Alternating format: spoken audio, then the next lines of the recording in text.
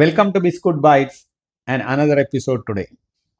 We are bringing today a very simple concept but surprisingly misunderstood often. It is very simple. We are going to explore the question to every business. Who is your customer? This question may look simple, but on observation, we have found that many of the business houses, even successful business houses, are not able to identify who is their customer really. That is what we are going to see today.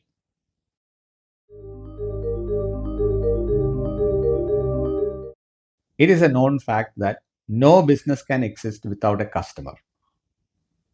But have we understood it clearly? Is customer a person, or is there are more subtleties revolving around the concept customer? We are going to unpack that today.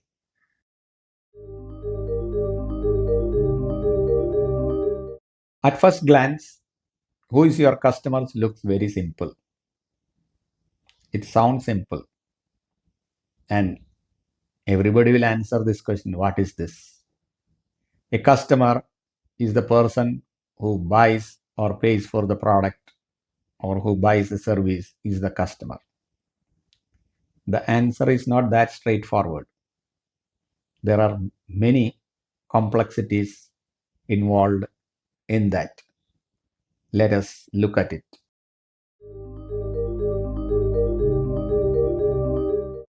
No business can survive without customers is very evident.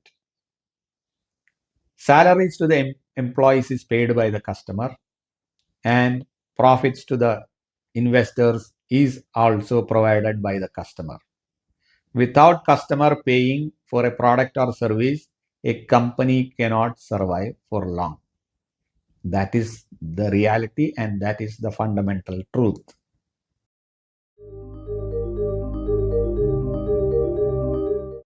Customer is, plainly speaking, customer is the person who really uses your product to get a job done. Someone who derives real value from it. That is the definition of customer. Now let us look at an example. A company executive's wife instructs her car driver to buy a particular shaving gel. And the driver sets out to buy that shaving gel. Along with the son of this executive also follows. The teenage son joins the driver in picking up the gel. While picking up the gel, the sales girl comes there and helps the driver and the son to pick up the right gel. And they drives back to the home and gives the shaving gel to the executive's wife. Later, this executive's wife give that gel to the executive for use. Now, who is the customer here? If you look at, is it the lady, the wife of the executive, who has asked to buy the product? And really, that shaving gel is bought by the driver and he paid from his pocket. Of course, he will be reimbursed. And the teenager son who accompanied the driver selects the gel based on the advice by the sales girl there. So, is it the teenager son, the customer, or is it the end user who is going to use the gel, the end customer? This is a question. So, according to our definition, all people who participate in this purchase are enabling the sales, but the real customer is the one who uses the gel and enjoys the experience of using that product.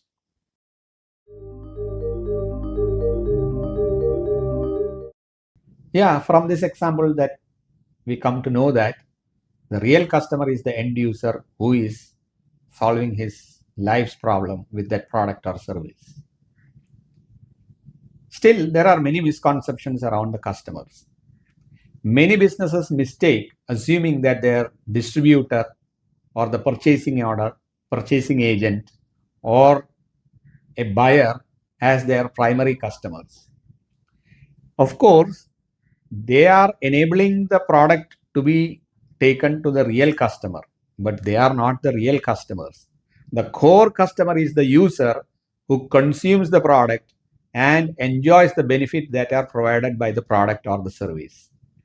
Distributors, facilitators, influencers, and other agents who are participating in the business are just enablers. They are not the primary customers.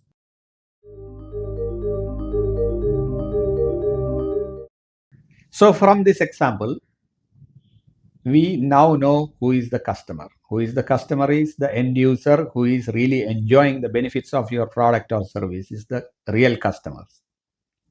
But many of the business houses, especially small and medium-sized businesses, do not have the clear view of who their customer is. Many of them mistake distributor, purchasing agents, or other buyers as their customers. In effect, they are not so. A customer is the person who consumes or uses your product and solves his or her problems in their life. That is the real customer.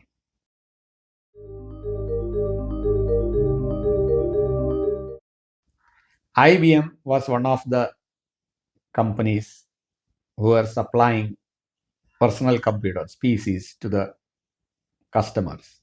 And they were doing through a channel partner called Computerland, who has expanded to 300 or 400 outlets for selling PCs.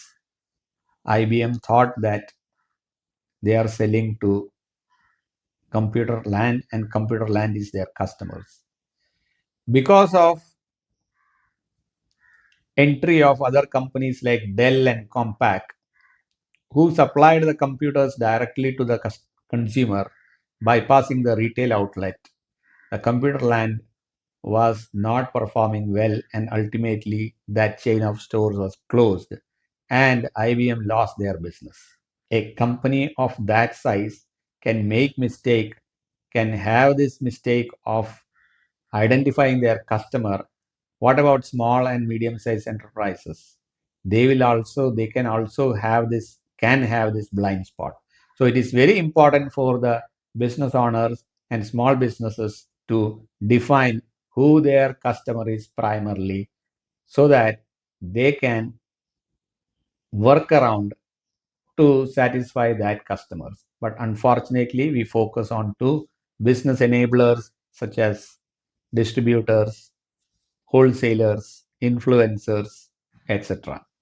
This mistake has to be removed as early as possible from every businesses.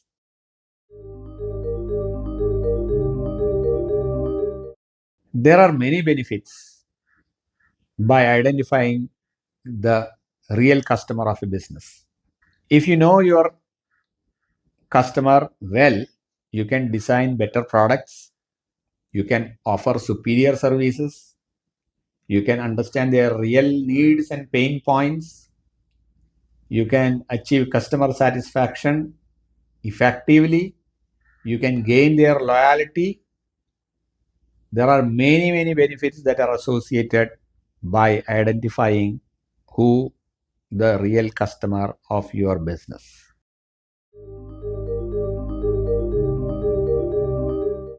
So next time when you think of your customer, think beyond an ordinary buyer.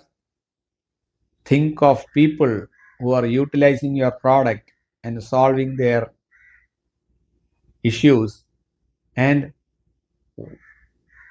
how your product, in what way your product is finding place in their life. You just see those who are giving space to your product in their minds and in their life are the real customers. Think of this, identify who they are, and develop better services for those people. That way, you can grow your business in a more meaningful and focused way.